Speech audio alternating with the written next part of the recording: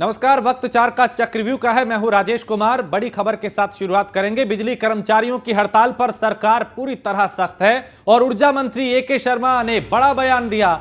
उन्होंने कहा कि सरकार बातचीत करने को तैयार है और सरकार ने कर्मचारियों को शाम 6 बजे तक का वक्त दिया है, यानी 6 बजे तक सभी कर्मचारी वापस काम पर लौटें और कर्मचारी अगर वापस काम पर नहीं लौटे तो बर्खास्त किए जाएंगे।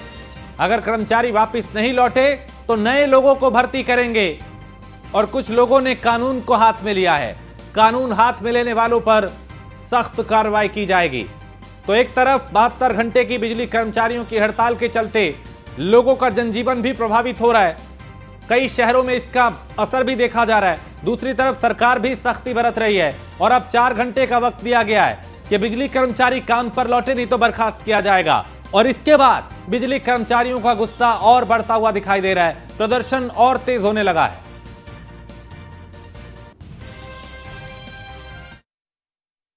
बताना चाहूंगा कि 1332 ऐसे संविदा कर्मियों की सेवाएं समाप्त की जा चुकी है, उनको बर्खास्त किया जा चुका है।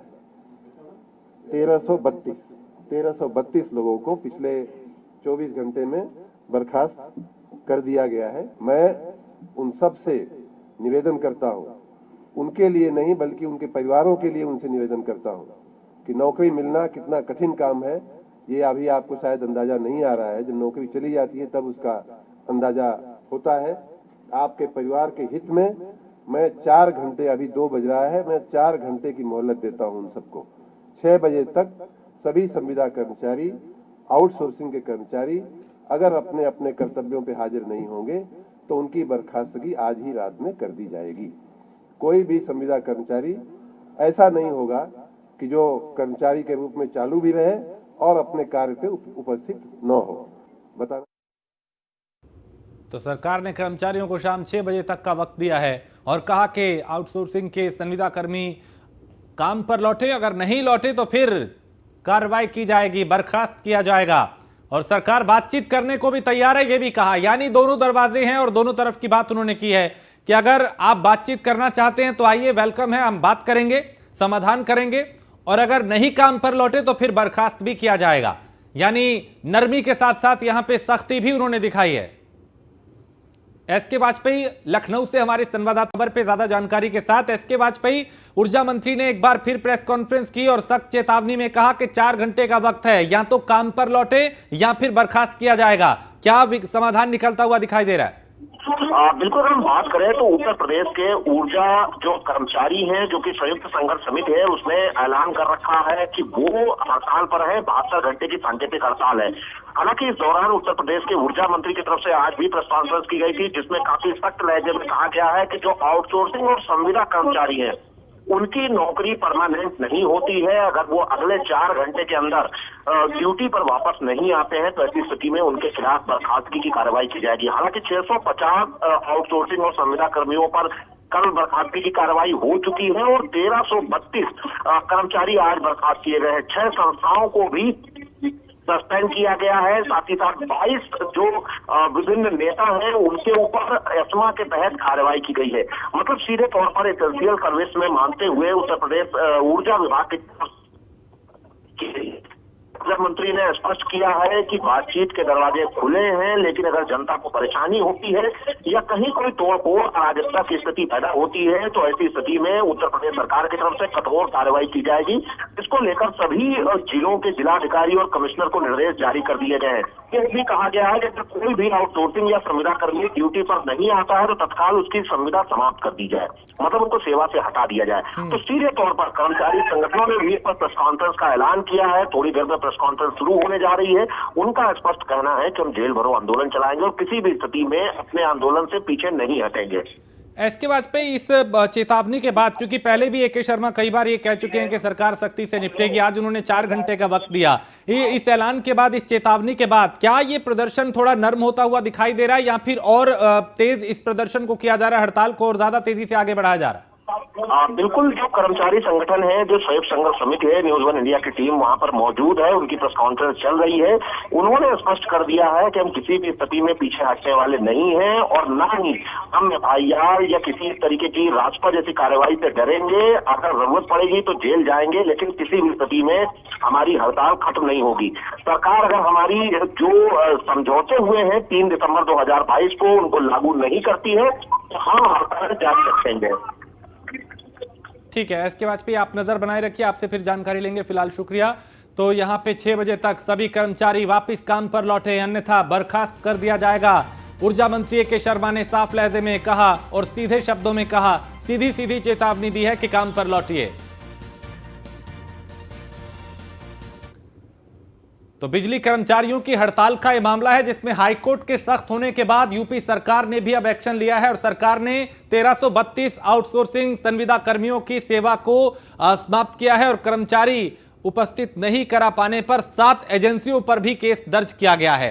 काम नहीं करने वालों पर तत्काल FIR दर्ज कराने के भी निर्देश दिए गए हैं और एजेंसियों पर भी दर्ज हुई है FIR। तो भविष्य में निगम में ये एजेंसियां अब काम नहीं कर सकेंगी और इसके चलते सरकार ने सीधा अपनी जो सख्ती है वो दिखा दी है और कई लोगों पे, कई एजेंसियों पे कार्रवाई भी की है।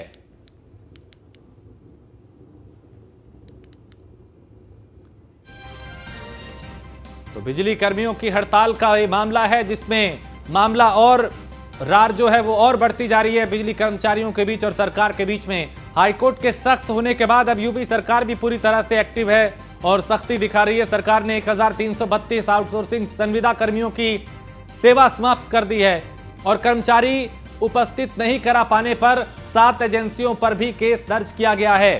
काम नहीं करने वालों पर तत्काल FIR दर्ज कराने के निर्देश यहां पे दिए गए हैं और एजेंसियों पर भी FIR दर्ज हुई है, यानी कई और दूसरी एजेंसियां भी हैं और भविष्य में निगम में ये एजेंसियां अब काम नहीं कर सकेंगी। आज भी 4 घंटे का वक्त दिया गया है, कर्मचारियों को कोई काम पर लौटे अन्यथा बर्खास्त किया जाएगा।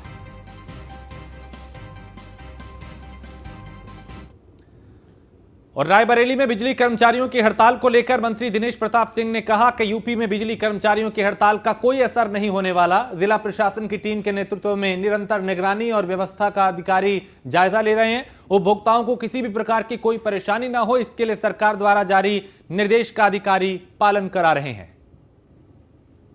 बिजली हड़ताल से कोई फर्क नहीं पड़ने वाला है।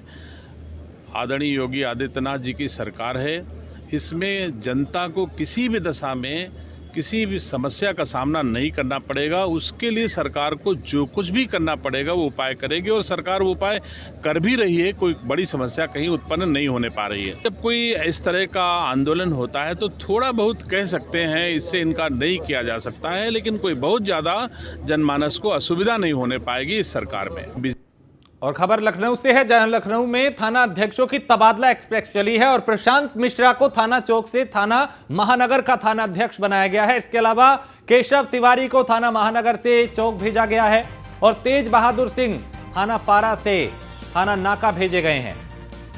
उनके अलावा ब्रिजेश द्विवेदी को नाका से लाइन भेजा गया और अंजनी कुमार मिश्रा को लाइन से शहादतगंज की कमान सौंपी गई है। सिद्धार्थ मिश्रा को शहादतगंज थाने से लाइन भेजा गया है और विनय कुमार अपराध शाखा से BBD थाना प्रभारी बनाए गए हैं। तो उत्तर प्रदेश में लगातार व्यवस्था को और बेहतर करने के लिए कई जरूरी कदम उठाए जा रहे हैं। अब थाना अध्यक्षों को इधर से उधर किया गया है, कईयों को नई जिम्मेदारी दी गई है। सिद्धार्थ मिश्रा को शहादतगंज थाने से लाइन भेजा गया है, जबकि विनय कुमार अपराध शाखा से BBD थाना प्रभारी बनाए गए। खबर हरदोई से है, जहां कैटल शेड के नाम पे लाखों की हेराफेरी का मामला सामने आया है और सुरसा ब्लॉक की सुगवा ग्राम सभा में कैटल शेड बनाने के नाम पर बड़ा खेल हुआ, जहां सेक्रेटरी और प्रधान ने बिना कैटल शेड बनवाए पैसे निकाल लिए और कई ग्राम सभाओं में कैटल शेड का पैसा निकालकर बना दिए गए दुकान और मकान और अधिकारियों की मिलीभगत से सरकारी पैसों का दुरुपयोग हो रहा है।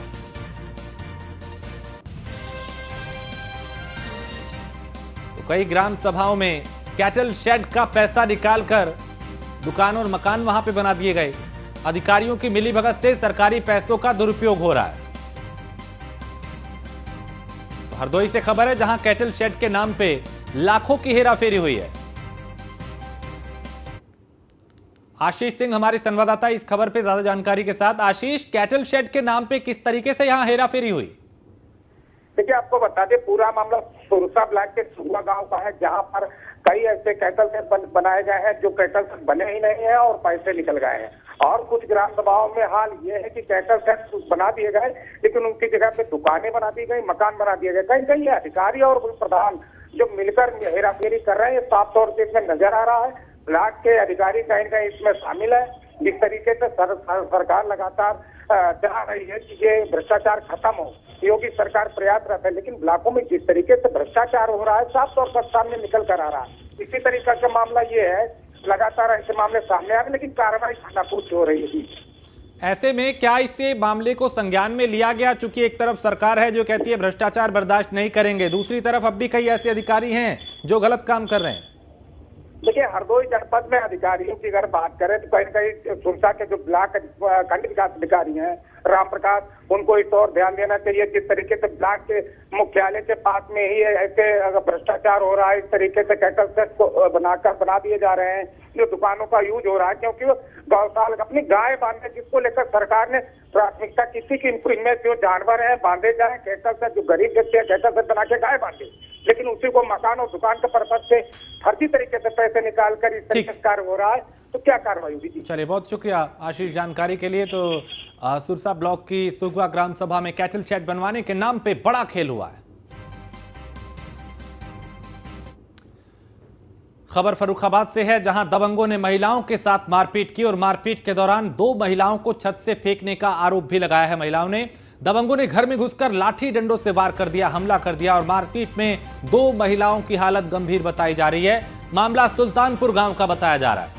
तो दबंग इतने बेखौफ हैं कि इन्हें ना पुलिस का डर है, ना प्रशासन का, ना कानून का, ना सिस्टम का, और घर में घुसकर महिलाओं के साथ मारपीट की गई। आरोप यह भी है कि इन महिलाओं को छत से फेंक दिया गया और मारपीट में 2 महिलाओं को गंभीर चोट आई है, जिन्हें अस्पताल में भर्ती कराया गया है।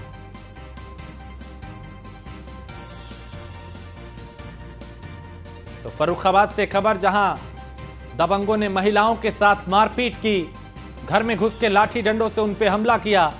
मारपीट के दौरान 2 महिलाओं को छत से भी फेंका गया और दबंगों ने घर में घुस के महिलाओं पे हमला किया।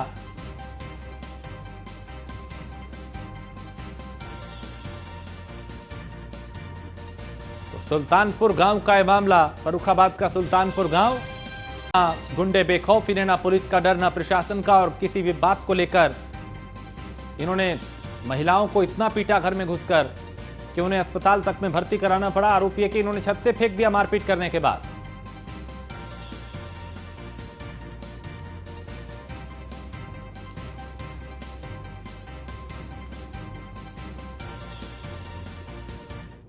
आगरा से खबर है जहां दबंग ने युवक के साथ मारपीट कर चाकू से हमला कर दिया और शराब खरीदने को लेकर विवाद हुआ था। घायल को अस्पताल में भर्ती कराया गया। पीड़ित ने थाने में रिपोर्ट नहीं दर्ज करने का आरोप लगाया है और मोहल्ला जोल्हापुरी का यह मामला बताया जा रहा है जहां गुंडे बदमाश बेखौफ है, इन्हें ना पुलिस का डर है, ना प्रशासन का, और एक युवक पे चाकू से वार कर दिया गया और विवाद इतना बढ़ गया कि खूनी संघर्ष में तब्दील हो गया। घायल को अस्पताल में भर्ती कराया है।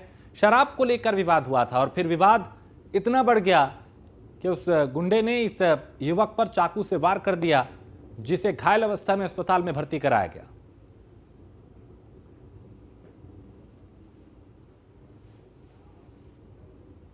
और लखनऊ में पेट्रोल पंप पर पेट्रोल लेने के विवाद में कर्मचारियों और युवकों के बीच में जमकर मारपीट हो गई। इस दौरान युवकों को गंभीर चोट आई है।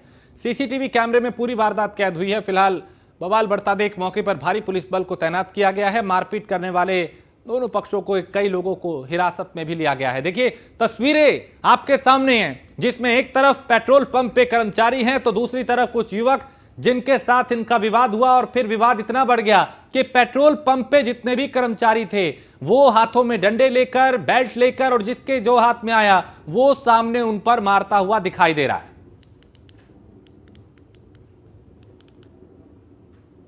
और झांसी में पूंछ थाना इलाके में नदी में डूबने से 2 लोगों की मौत हो गई और इसके बाद नाराज परिजनों ने सड़क पर जाम लगा दिया, जिसके बाद मौके पर पहुंची पुलिस ने जाम को खुलवाने की कोशिश की, लेकिन हादसे से नाराज लोगों ने पुलिस पर हमला कर दिया। मारपीट का यह वीडियो सोशल मीडिया पर भी वायरल हो रहा है। वहीं दूसरी तरफ पुलिस हमला करने वालों के खिलाफ मामला दर्ज करके कार्रवाई कर रही है।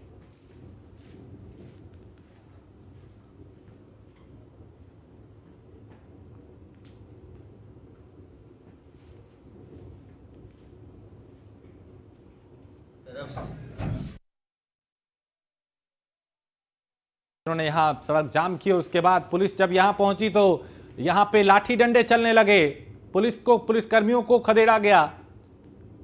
लोगों का गुस्सा इस कदर फूट पड़ा कि उन्होंने पुलिसकर्मियों पर ही हमला बोल दिया। ये देखिए तस्वीरें सामने हैं जिसमें लाठी डंडों से पुलिसकर्मियों पर ही वार किया जा रहा है।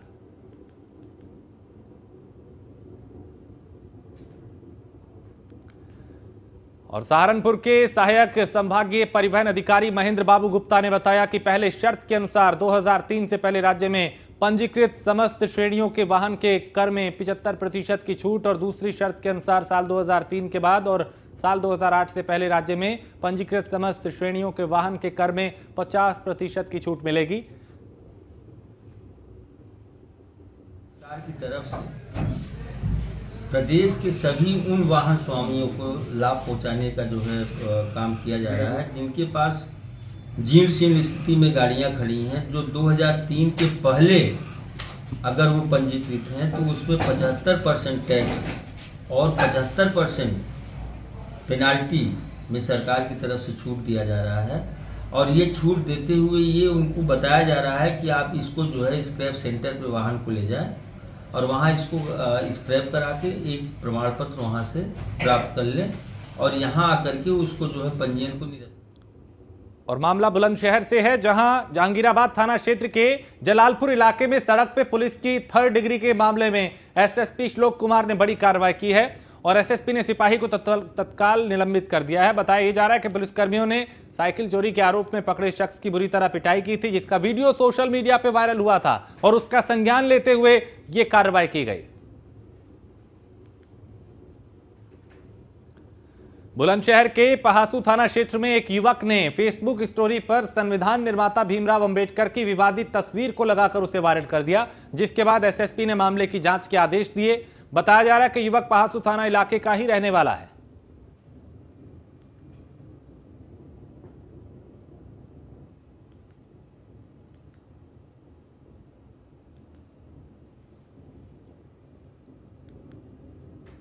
और अगली खबर बिजनौर से है, जहां मधुमक्खियों के झुंड ने जानलेवा हमला कर दिया और मधुमक्खियों के हमले से किसान ने दम तोड़ दिया। खेत से लौटते वक्त मधुमक्खियों के झुंड ने हमला किया था किसान पे और इसमें इस किसान की मौत हो गई।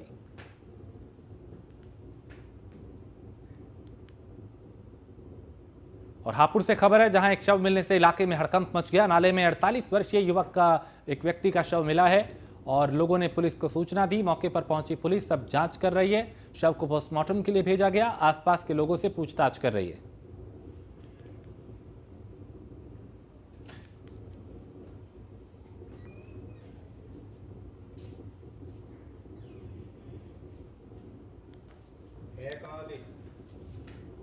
और बिजनौर में गुलदार ने महिला पर जानलेवा हमला कर दिया। हमले में महिला की मौके पर ही दर्दनाक मौत हो गई। महिला की मौत के बाद गांव में दहशत है। बताया जा रहा है कि अब तक गुलदार ने कई लोगों पर हमला किया है। थाना नगीना के काजीवाला इलाके का यह मामला है।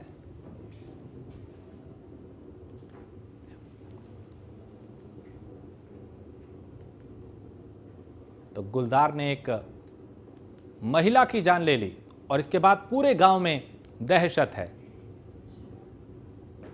खबर चंदौली से है, जहां पत्रकार के साथ हुई बदसलूकी के मामले ने तूल पकड़ लिया है। आक्रोशित पत्रकार डीएम का के सामने धरने पर बैठ गए और पत्रकारों ने सीओ रघुराज को हटाने की मांग की है। जब तक सीओ को नहीं हटाया जाएगा, धरना समाप्त नहीं किया जाएगा। खबर कवरेज करने के दौरान चकिया सीओ ने पत्रकारों के साथ बदसलूकी की थी और अपनी नाकामी छिपाने के लिए सीओ ने पत्रकारों को थाने से भगाया था, जिसके बाद अब पत्रकार यहां धरना दे रहे हैं।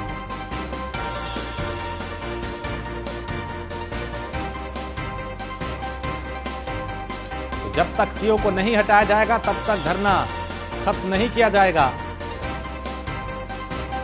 राम हमारे संवाददाता इस खबर पे ज्यादा जानकारी के साथ। राम, क्या विवाद हुआ था जो पत्रकारों को यहाँ धरने पे बैठना पड़ा इस पुलिसकर्मी के साथ? जी राजेश, हम आपको बता दें कि ये मामला जो है कल सहारनगंज थाना क्षेत्र में एक बड़ौरा गांव है, जहां पे एक परिवार जो बिहार का था वो गौरी थाना क्षेत्र के केवटी गांव में जा रहा था, जिसमें जो लड़की बैठी थी उसका ससुराल केवटी गांव में था, उसका भाई भी कार में बैठा हुआ था। हाँ। और बड़ौरा गांव के पास बाइक सवार का टक्कर हो जाता है उस कार से, और जो बाइक सवार थे वो स्थानीय बड़ौरा गांव के ही रहने वाले थे, और कार से उतार के महिला और जो भी उसमें पुरुष बैठे थे सबको पीटना शुरू कर दिया। हाँ। और जो महिला जो गले में चैन पहनी हुई थी उसको भी उनके द्वारा छीन लिया गया। इस बात की जब जानकारी पत्रकारों को हुई तो थाने पे जब मामला पहुंचा तो जब पीड़ित का बयान लेना पत्रकारों ने शुरू किया तो उसी दौरान जो है चकिया सर्किल के सीओ रघुराज पत्रकारों पे आग बबूला हो जाते हैं और भड़क जाते हैं, और तानाशाही वाली जो उनकी रौब होती है वो देखने को मिल जाता है, और सीधे तौर पे वो धमकी देते हैं कि अगर बयान लेना था तो हमसे क्यों नहीं पूछा गया, अपने मन से क्यों बयान तुम लोग ले रहे हो, हमारे यहाँ से भाग जाओ, इस तरीके की बात जो ठीक है। यानी इसी को लेकर आप पत्रकार जो है वो एकजुट होकर यहाँ पे धरना दे रहे हैं। बहुत शुक्रिया। और बता जी जी, चलिए बता। हाँ बोलिए बोलिए।